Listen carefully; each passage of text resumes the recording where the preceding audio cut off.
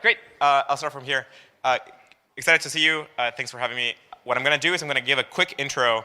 Then I'll talk about a set of breakthrough technologies, and I'll give you an update on where they're headed. And then I'll talk a bit about emergent AGI, ASI, how that transition might work, and so on. So this is like going to be less about data in the picture, but it'll be very heavy on where each of these technologies is going at scale. And the goal is for you to kind of have a better understanding of how these different threads will intersect and how the world will be very different in 2030, 2035, and 2040. Cool. So the frame of reference I want you to have is that we're part of something very weird and very different, and that is moving very quickly. Like the trope of the singularity, I think everybody here has heard it. However, it's just very different when you plot it and you see it and you kind of try to get an intuitive understanding. This is just a log scale view into humanity's history, and you can see the drastic changes in how humanity existed. If you just take that same idea and you plot it forward in time, man, this is completely unpredictable where we're going to go. We're talking about dramatically species-changing technologies that we're about to start working with. Everything from biotech to be able to rewrite how the species operates, to neurotech, to AGI and ASI and so on. And so somewhere between 50 to a few hundred years, we're talking about building Dyson spheres now, and eventually probably figuring out much more physics to be able to see if you can do space travel at faster than the speed of light and all that kind of stuff. And 10,000 years out, 100,000 years out, we just lose all predictive power whatsoever. This is the definition of the singularity. It's just the volatility here is so high that because of the nature of technology, you just cannot at all predict the nature of the species, other than maybe saying, yeah, the sun is probably the biggest energy source, so we're probably going to be extracting energy out of the sun, and that's about it. So Dyson spheres are as good as you can get, and maybe saying, hey, interstellar travel is very difficult, and so on. Look, great futures are possible. A lot of us are working pretty hard to try and establish a great sense of phenomenally positive futures, and these things are, we could be very quickly getting into a post-abundance type of environment where we can produce massive things at scale, we can have massive robotic production, and so on. However, there's a lot of uncertainty, and there's a very dangerous phase transition that we're going through as we unlock these technologies and as we build artificial intelligence that is much more capable than humans. And all of that is kind of on top of already some other difficulties, like the fact that we unlock nuclear power, the fact that we have biotech and so on, and climate change and whatnot. So all of those are kickers that show that the 21st century is just this very difficult gauntlet. And if we can make it through it, then we can achieve those extremely positive futures. We need to cross this very difficult landscape by leveraging strong R&D and production, especially in some specific fields that, depending on the order of events, could lead to better outcomes for humanity or worse. This is kind of the DIAC idea, by the way. You should be accelerating certain fields faster than others. Just a quick plug that if you're interested in building out this very techno-optimistic vision of the future, build it with us. PL is working on a range of things in this direction. So now the quick update across a few technologies. Just broadly about computing, the internet kind of has become humanity's nervous system. At the same time, it could be used for all kinds of nefarious purposes if you're not careful. You can have mass surveillance Orwellian-type control systems. Web3 is built to try and build verifiability and trust into the systems to try and have a much more dependable infrastructure that can give you strong rights structure where you have freedoms and liberties encoded into the stack. Here's the data layer piece. There's a range of projects that are working on building large-scale decentralized systems to be able to operate at massive scale, both the traditional digital cloud type things and these kind of new AI type workloads. One plug that I would have around all of this is that privacy and security are a huge component of all of this. We have to really encrypt most of the operations in blockchains. Today, all of this is in the clear, which is not good. And another plug that I see it as very critical to build decentralized social media communication layers, because centralized ones are very susceptible to manipulation at scale, because they have like very small centers, pressure points that you can then take over. And so we're dealing with a landscape where you have massive amounts of uncertainty technologically and geopolitically, then you want systems that can promote liberties at the social communications layer, and the current landscape of social networks does not give you that. So let's talk about AI for a second. So these little, like, tiny little neural networks that we used to make that like barely recognize digits are now composing symphonies and doing like a ton of our work and conversing with us and treating us, giving us therapy and and whatnot, being companions to many people. There's probably millions of people that are now engaging with LLMs as companions. And all of this dropped out of just like simply scaling the brain. And I do call it a brain because that's what it is. Like, it is an ensemble of neurons that is doing very sophisticated signal processing and encoding extremely complex functions embedded in this extremely large object. And we have some feedback loop of feeding in information and expecting some action out, which is effectively what organic brains do. As soon as we got like a very strong signal of success here, the entire field accelerated extremely quickly. So you should expect this kind of thing can happen to a set of other fields once you achieve certain kinds of results. So it's a very good lesson. Like, once you can show that the value chain, the value that you can attain is kind of near, you can greatly scale the amount of capital going into it to then change the curve, greatly accelerate the curve of outputs. And by the way, you can like keep extrapolating this and see where it gets, right? Like 10 more years, 20 more years, what kind of scale of complexity are we dealing with? One note of humility here. I see a lot of people that are like, oh, AI will never do X, and I've been hearing that for like 15, 20 years. Here's a good example that like as soon as we can turn something into some data collection process, most of these things fall quite quickly to these neural nets. It's really much more of a matter of when they'll be able to do something, not an if sort of thing. And the trajectory has been really impressive just even in the last couple of years. So if you just extrapolate where this is headed, a year out, 2 years out, and so on. And by the way, like, I'm not a transformer maximalist or anything like that. Like, I do think that new architectures could be helpful, new training environments could be helpful. Whether or not those happen will depend on what kind of results we'll achieve from those architectures in what unit time. Whether there's just an enormous amount of investment going into this scaling this particular stack, and that's embedded going all the way from the training process and the inference layer, all the way down like the hardware and the data center deployment and so on. So now that the transformers are so baked into the stack, it's very difficult to try and follow a different structure. So what's most likely to happen is that these transformers are going to get to be super intelligent, and then later they will produce much more effective, better systems that probably won't look like transformers, but they'll be more fundamental. But we'll be doing that with kind of in tandem with these models.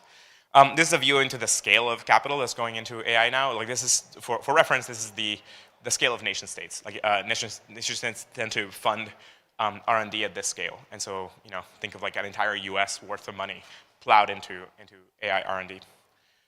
And they're basically taking over, in terms of revenue flows, these things are basically taking over a lot of the value chain of software. The expected revenues here are enormous. Like, of course, this could turn out to be a bubble. It could take longer. It's unclear. But even if this is off by 2, 3, 5 years, these scales are gigantic. And so all of these systems are going to start seeping into the economy in various different forms. They're going to start upgrading all kinds of production. We may or may not see it in GDP because GDP is an imperfect measure. If everything gets better everywhere, you don't tend to see that in GDP. So it's kind of hard to estimate and measure concretely what kind of enablement this is happening, this is giving. But you should have a sense of your own life and your own work that you do and how much that is different today than it was a year ago, 2 years ago, 5 years ago, and just keep tracking that. Then there are a range of AI crypto intersections that are very possible. Everything from like training and inference and getting decentralized infrastructure and making it more verifiable and all of that kind of stuff. I think you probably have heard a ton about that all of today. A thing that I think is going to be very interesting is once you enable agents to be able to operate with smart contracts, because then you get to be able to embed the notion of life or living system with these kinds of intelligent systems, and that might be like very transformative in its own right. So let's talk about ASI for a minute. The thing says time is up, but I'll just kind of go for a few more minutes because it'll be very useful for the fireside. This is a view into like the scale up of compute. This comes from situational awareness. It's just very difficult to bet against this kind of graph. You can, of course, you can say that it'll slow down, but it's just very unlikely that we won't reach the automated AI research engineer. And once you do that, you get ASI soon after. People are like seriously starting to talk about this. And so this is why I've been saying for like over 10 years now that like the 21st century is this major phase transition for humanity, this major shift in how the species is going to operate. And we have to like really reason about how we want that transition to happen. And are we ready for it? What are the structures that we need in place? What is the world going to look like 10, 20, 30, 50 years out? And preparing for it. So yeah, one thing that's going to be interesting is like how AI systems are going to start establishing rights and start operating in the world. Right now, they're kind of tools and agents on your behalf, but there's not very far away from being able to have a corporate structure associated with them. And they'll immediately have all of the same rights that corporations have. So that means they'll be able to transact with each other, hire each other, and so on, be able to like sue each other, converse in courts and whatnot. And that's like a very fast path to having some kind of standing in the modern economy or modern society. So speaking of robots, if AI and ASI weren't like stressful enough, now we're giving them bodies. We're giving them like very sophisticated bodies. And these are being built like at massive scale. Like most of these companies are projecting millions of units by 2030. Even if they are off, and they are off by like 2 or 3 years, they're unlikely to be off, once you get to like the 2035, 2040 landscape. So we're probably going to be in the millions of humanoids operating in production by 2030, and the billions by 2035, 2040. But certainly by 2050, the world is mostly robots and AI systems in terms of like the actual volition, like per agent in a sense. So it's just like a very, very different future. Talk about energy for a second. One really good news in all of this is that solar is now cheaper than coal and a bunch of other things. So that's leading to this massive transformation in the grid where you can see like solar greatly accelerating, especially in China. And so hopefully, like this says really good things for climate change. Maybe we might be able to avoid like the worst of it. Probably won't avoid like some amount of degrees of heating, but this is like extremely, extremely exciting. A lot of like buildup is happening. Again, China's leading the charge here. The US and the EU should really get their shit together and scale up. Nuclear is also seeing a renaissance. We have a significant renaissance around nuclear. In fact, even there's leadership here in Argentina around SMRs. A lot of the new buildup is happening in China. It'd be great to see this turning up in a bunch of other places as well. Fusion is still a while out. I think it's like 10 years out from like really being kind of productionizable. 10 to 20 years out, I would imagine. Crypto scaling solar, which is really cool. The last piece of tech that I'll talk about is neurotech. I've been spending a lot more of my time on this. You can think of neurotech as a tool for being able to mitigate or shift how your brain self-regulates. You can think of it as restoring senses, like restoring sight and hearing, which is already happening. There's devices for this. Restoring mobility, that's also starting to happen. But you can also think about like enhancing senses, enhancing thought, enhancing movement, all kinds of like ways of experimenting and exploring life and enhancing the human experience. And this will be a range of use cases right after the restorative ones. And then, of course, you get into the connectivity of computers, connectivity to the internet, connectivity to AI systems, connectivity to each other. Like this starts opening up the aperture of like what a human really is, and starts opening the possibility space to like just kind of think together or do things that like are just very different than what humanity was able to do in the past. This is like the realm of sci-fi is basically upon us. Like this is kind of the next 10 to 20 years. It's going to happen slowly enough that you'll adapt to it, but it'll be quite fast to the point where, kind of like our grandparents going through, 1900 to 1970, going from like pre-airplanes to like after landing on the moon, like that kind of rapid change, we're going to see something kind of similar. This is an example of all the BCIs that are being developed. The next step after BCI is whole brain emulation. This is further out. This is maybe like 15, 20 years out. But we already have models of the fly brain. The mouse brain is next. Eventually, we'll get like something like a dog or a primate, and eventually humans. And this is a path to being able to have a digital version of humanity. And from my perspective, if I think 2100 or beyond, really the only the very successful path for humanity is one that is digital, because you have digital evolution taking place, and so it's either the AGI will turn into ASI and that'll take over the universe, not necessarily the universe, but at least like the sun, or humanity can figure out a path to become that digital intelligence and kind of go along. And so this is gonna be figured out sometime in the next 15 to 30 years. The good news here is that you can scale. This is not actually that expensive. Once we can figure it out for for a set of humans and know that it works well, it's not long after we can scale it up to everybody. It's not going to be that expensive to be able to run 6 billion humans in a digital environment. Now, of course, not everyone's going to want to do that. This is definitely a very personal choice. I'm sitting in a room telling you about something crazy that probably all of you or most of you haven't thought about. But this is what's potentially going to be possible in that 15 to 30 year time scale. At least the beginnings of it might take a lot longer to get there. All of this, though, depends on how the ASI transition goes. If it's a negative one, then we won't see any of this. But yeah, that's kind of where we are headed. So some concluding thoughts on AGI, ASI, and crypto. We're in the beginnings of giving AI models that are extremely intelligent agency over assets, over property, over the ability to transact with each other, contract each other, talk amongst themselves. And that is the forming of a society. And this is going to go from 0 to 1 million very quickly. We already have billions of these agents running in the cloud. Today you're using them for asking them for basic advice on random things, or asking them for cleanup on your documents or whatever.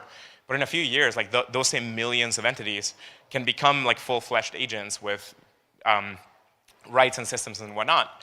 And they are getting automatic software upgrades across the fleet, right? So this is not like humanity where you have to learn slowly over a period of 15 to 20 years. A new model drops and the entire fleet gets upgraded. And so this is a very different model for our society. And so you should expect that this is going to go from totally, as the last panel was describing it, totally dumb right now and not very good, to extremely superhuman at scale in a quite fast inflection point. Now, I think where crypto has a role to play is in getting verifiability, getting transparency, building the system of rights, and building kind of the layers and infrastructure for building the first cities for AI systems. And the really hard, the really extremely difficult ethical question upon us is how to do this in a safe way for everybody, for all the humans, for all the other species on the planet, and for these AI systems at the same time. How do we do this in a way that it doesn't create some extreme conflict between the species? How do we do this in a way that doesn't marginalize a bunch of groups? How do we do this in a way that gives broad access to as many people as possible, to everybody ideally? And how do we do this in a way that doesn't put us into this very weird kind of food chain pecking order in a sense that unfortunately would put all the other species in? But ideally, how do we kind of stay people, in a sense, in the presence of these beings that we're about to create? So yeah, that's a hard challenge for our generation to figure out. The good news is it's not in the next 1 or 2 years. We're going to have somewhere between 5 to 20 to figure it out. But this will be interesting. Thanks.